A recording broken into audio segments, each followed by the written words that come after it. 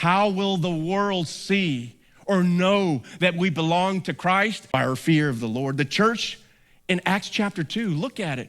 It began with the proper attitude towards God.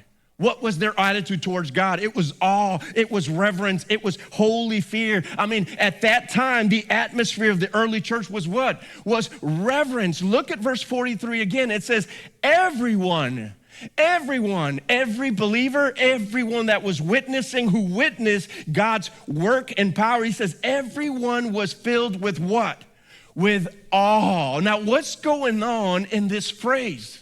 It says everyone, every believer, something happened in them. You know what happened in them?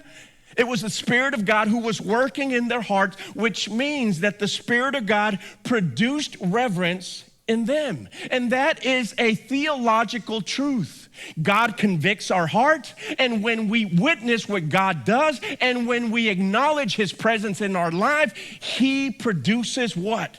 Reverence in our heart.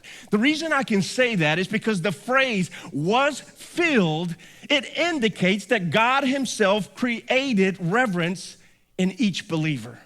It's God's work. Listen, you cannot manufacture reverence for God. God has to convict your heart. And the only way God convicts your heart is when you acknowledge and submit to him and his presence in your life. And aren't you glad that God is at work? The fact that this verse tells us that it is God who works in our hearts and produces this reverence reminds us that God is at work.